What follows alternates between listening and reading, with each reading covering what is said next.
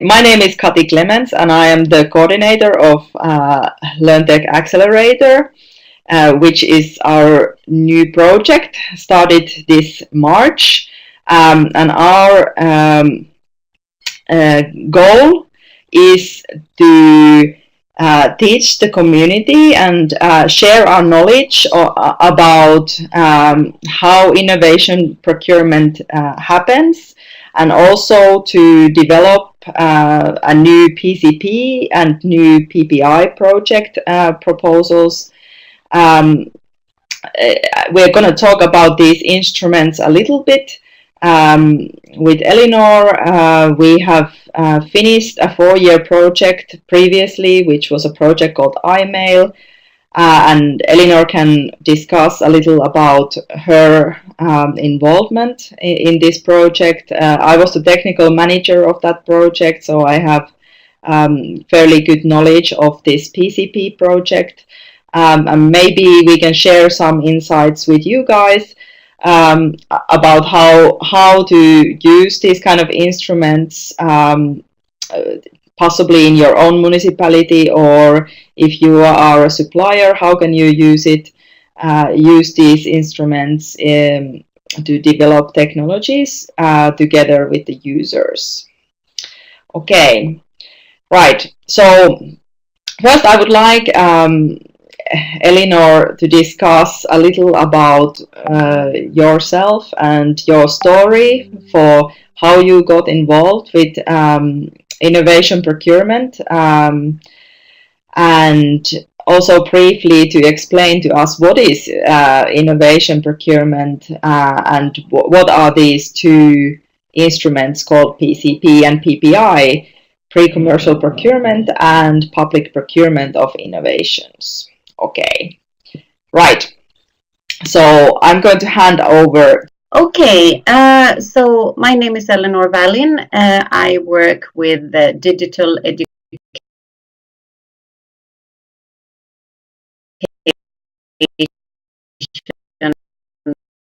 as an expert with innovation and development of education in Sweden since 2009.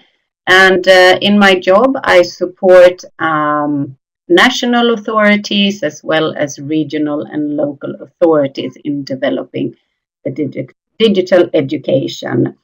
And since 2013, I am also frequently hired by the European Commission, DG Connect, to support in innovation procurement, which is what we see on the picture that Kati shares with you, the PCP and the PPI.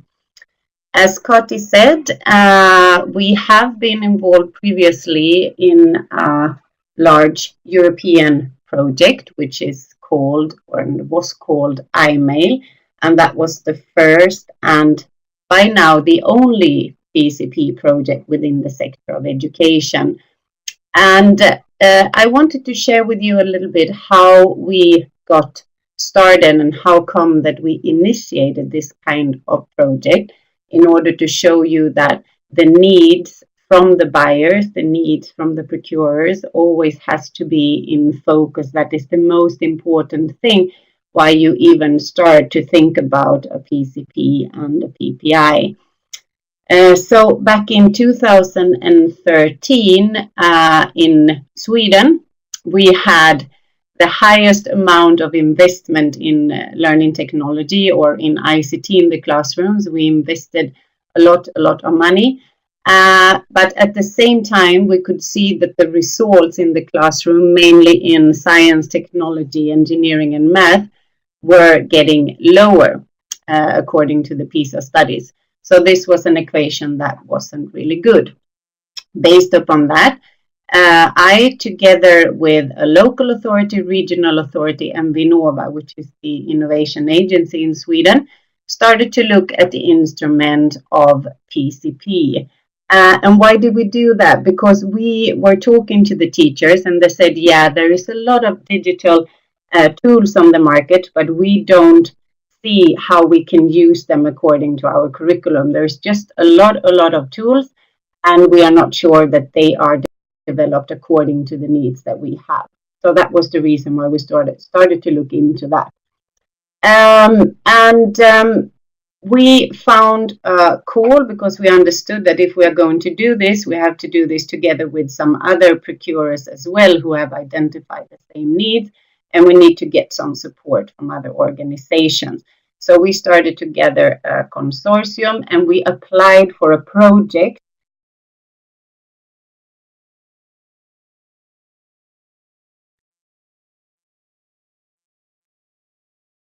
to get some risk investment from the European Commission to do this pre-commercial procurement. And the need that we identified among all the procurers, we were procurers from Sweden, from Germany, region Saxony-Anhalt, from Spain, city of Viladecans, which is in Catalonia, and the municipality of Konnevesi, which is in Finland, was an increased demand of personalized learning. So that means that one teacher in Europe is facing a classroom with approximately 23 students, and how can this teacher get technology to support him or her better to meet each student and to support them for increased STEM results. So that was the need that we challenged the market with. And at that time, in 2013, there were no technology on the market that could support this need. So this is one of the principles when you do a PCP and a PPI as a procurer. Mostly, I think that it's around 85% of the schools in Europe that goes under the regulation of public procurement.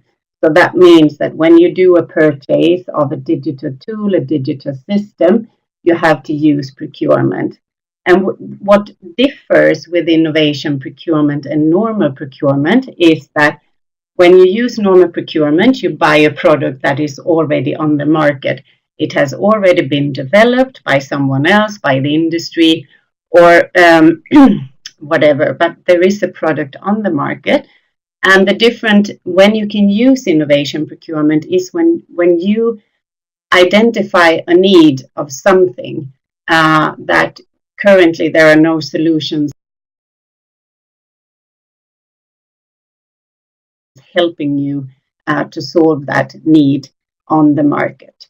So on the picture of what Kati is having here from LEA, which is the follow-up project of iMail, we can see innovation procurement in one slide.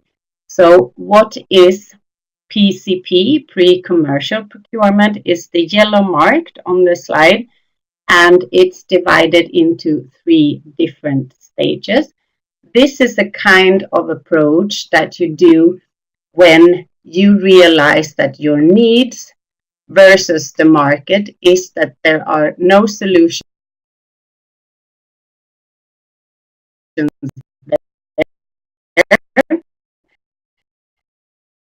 and they're actually not even started with some ground research on this kind of technology. So that means that the purchase process that you initiate at this with this procedure is to purchase research. And that is what we did in iMail. So the solution that we were looking for, personalized learning environments for primary and secondary education, supported by artificial intelligence and learning analytics, was so far from the market when we started. So we had to apply something called a PCP. So we were purchasing research and not a product.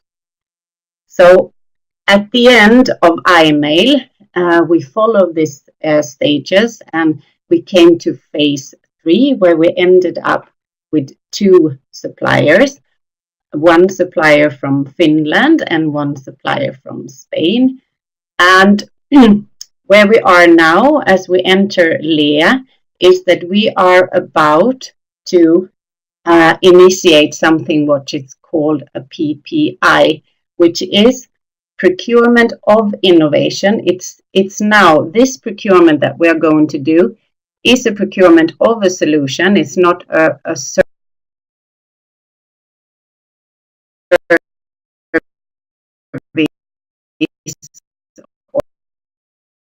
or a research service that we are procuring or buying. It will be a product, but we will act as first customers. So that is the difference of procuring these three different ways. Normal procurement, you buy a ready product. Pre-commercial procurement, you buy research for something where you have identified a need.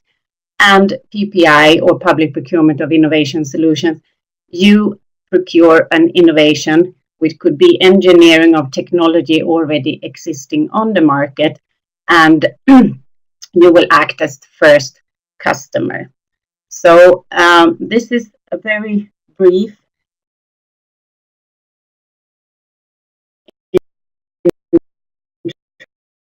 introduction, because we are to keep it brief. And of course, it's a little bit difficult because I understand that there are some questions and I didn't share my slides. So in order not to proceed and talk more in the wrong direction, I will go out and let Kati in again, and then see if she has some questions to define the content that we have been talking about. Okay. So the idea of these webinars was to keep everything short so that it doesn't take the whole day to attend. So I thank you, Ellinor, for explaining to us these two instruments. My bonus question for you today would be that why do you think that it's worth it to do innovation procurement? Because there are some risks, of course, in the process. Maybe you don't get something that you want, or the products are not yet completely user-friendly, or maybe the companies promise something that they are not going to be able to deliver. So because of all these issues that come up, I would like you to answer, and let's hope we can have the transition without it being painfully slow. That why not procure just the normal way of everybody in their own little procurement corners? Why should we do this together with other municipalities, for example? What are like the benefits, and why do a project? Why not just buy something? So that's my bonus question for you today. And I'm now going to mute my microphone, and let's hope that it transitions nicely. Maybe 30 to 40 students have problems, some kind of concentration disorder, or some other kind of challenges that makes them that they would need special or personalized learning. And from my point of view, I think that each student in each classroom is worth to have personalized learning, because we are all different. So based upon that, and that there was no technology that could support the teacher by giving teachers time in planning personalized for all the students, or increase STEM motivation, or as we had, reduce the early dropouts, because research said that in math, for example, if a student don't get help before the 5th or the 6th degree, if they have difficulties in math, they will probably turn out to be an early dropout. And according to our estimated calculations, one dropout in a lifetime, one person who quit school too early in a lifetime, cost each municipality, or on a local level, the society 1.5 million euro in a lifetime. So we talk about a lot of money here if we don't do investments early enough in education for society as large. This is, of course, a reason where you can see pedagogical benefits. So to increase STEM motivation, for example, how to do that. But you can also see financial benefits. So that means that by having technology that is supporting the teacher in time, you can also reduce and get more tax income by having inhabitants who are actually working and who do not leave school too early. So it's an echo circle of actually the challenge that we had in IML. And as a result of IML, as we did this together, we got risk investment. This was the first time on the European level. So of course, European Commission were eager to support that we would do this kind of pilot to test the PCP. I have to say that on the webpage of IML, www.iml.eu, there is a lot of results from the PCP that we have presented, so that other procurers and other ministries can learn from what we did and the do's and the don't, because of course IML was a very successful pilot and a project, but of course we did a lot of mistakes as well. So by telling them, we can tell others not to do the same. These are one of the reasons, so that by doing IML, we actually got two solutions, two PLE that are outstanding from the market. They are providing learning analytics and artificial intelligence in a way that actually is reducing teachers' planning time by 30 to 40%. Is based upon our test groups, shows that the motivation increases with 50 to 60%, and it also, which is hard to calculate now, has the ability to reduce the early dropouts by giving a virtual tutor in math supporting the student. So this is one of the benefits that you can get if you don't have the solutions on the market. If there are solutions on the market for your needs, of course, there is no need to do a PCP or a PPI. This is a tool where we can challenge, or we from the public side can challenge the market, saying, hey, you are developing a lot of cool things, but maybe you have to connect with us and ask which are our needs. So the tool is a dialogue tool where, and it's also a change of culture and a rupture of culture. From that sense, because we have to start to think about what do we actually need and not only buy the solutions that are already there on the market. So it requires a lot from the buyers, from the demand side, in order to analyze which are actually the needs and what can we improve and how can we improve in the classroom and on a procurer level. And also some final results from IML, I think that from a procurer's perspective, there are several benefits, and one of them is that to use the PCP or the PPI is actually a tool to influence and to change the future of learning technology based upon our needs, and initiating a dialogue with the industry saying, no, you're going wrong way here or right way here. This is what we need. So by the end of the day, it comes down to the students and to give the students the best education they can get, supported by technology, not only by using technology, but it should the technology should support our students and teacher for better learning results. From the schools that were involved in our test groups, we had over look at my papers, because I can't ask Kati now, over 600 students that were involved in the tests, which is the third phase, as you can see, phase 3 here, in 4 different countries to test the product and to give instant feedback to the supplier saying, this is okay, applies to our challenge, to our needs, etc. So for the schools, the benefits was definitely to be a part and to be co-developers of this cool solutions, virtual tutors that we were developing. And for the suppliers as well, they say that it's one of the most useful projects they have been in, because they got a lot of input directly from the customers. Thank you. Yes, in 4 countries. Thank you very much, Kati. 650 students in 4 countries, and it was Spain, Germany, Sweden, and Finland, because that's where we have the buyers group represented.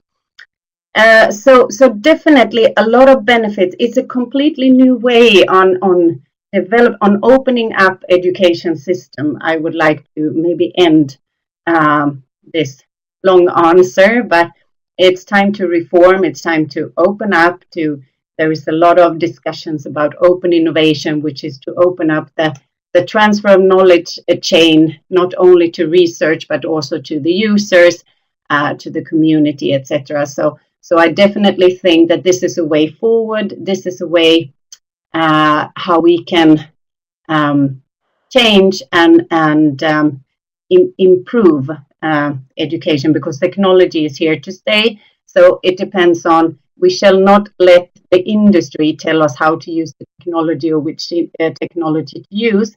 Instead, we should take over the command, or we in our talk as from demand or from a school perspective or procurement perspective, challenging the market, saying this is what we would like to have to support our students. And that's where I think innovation procurement is a very, very powerful tool to use. I thank you for your good answers. I think we got a nice glimpse of what can we do with innovation procurement, and I think that the real core is really that we are listening to the end user and the customer needs. And they come from the need of, my Adobe Connect is not working properly kind of needs of and the market, and that we are trying to find a solution that would be better than this, that it wouldn't be breaking up, and then we list the requirements, and that's the benefit, that it's not just some product that comes, from Google or Adobe or from a big company like that, and I have no effect on what it's like, and then at the end of the day it's difficult for me to do my job, for example. And in our case of learning technologies, it's difficult for the teacher and the student to be operating in the classroom if everything is chaotic and breaking up and so on. So I think that's like the main benefit. Of course, some other benefits of being involved in these projects is that you get a lot of support from your peers. You find out internationally what is going on, for example, in Europe, in different countries, what kind of products are they buying? Would it be good for my school as well? Could it be useful? And at least in our cases, we had small municipalities in IMail, and that meant that they could open up to the world, and they were not just making the procurement decisions on their own in their forest, like in the case of Finland, they are really in the middle of forest, and that they could see what is out there, what is happening. So that's definitely a good bonus. And in LEA, we are continuing this work, and we are preparing a PPI project, like Ellinor was saying, as a continuation of IMail, where we were looking for answers to the problem of personalized learning environments. And this is something that you can follow up because it's happening this autumn, and we also welcome you to come and participate in our events and activities. We have a PCP preparation also in the spring for learning technologies, which we don't at the moment know. It can be for another problem. Maybe in your municipality there is a problem, and you would like to participate with us. So this is something that LEA also offers. So we have a very simple model where you can first follow us. I'm sure a lot of you are already following us, but if you are not following us, you can find us in Twitter, LinkedIn, and of course from our website, which I have posted over there. And you don't have to commit yourself into anything except receiving our newsletter. I think once in half a year or so, so it's not a spam for you, and it should contain information that would be useful for you to find out more about, for example, which kind of funding could you get for your procurement, what kind of support can you get, legal advice and so on these issues. And of course you can follow our webinar series, which is going to continue in 2 weeks from now. We will think about our technical perspective. Maybe we will do something different at that point, but we will announce what we are doing, depending on how this ends up. This is a little bit longer concept than we expected it to be, so we can see if we can condense it a little bit and hopefully leave the technical problems behind. Okay, and then if you are really into our ideas and innovation procurement and you would like to join, we also are building a learning technology procurers network where you can become an active member and participate into our funding applications and so on together. So you can let us know if you are interested in a kind of active role in our network. We're very welcoming for everybody. So thank you for listening today, and thank you, Ellinor, for your interesting insights and discussion.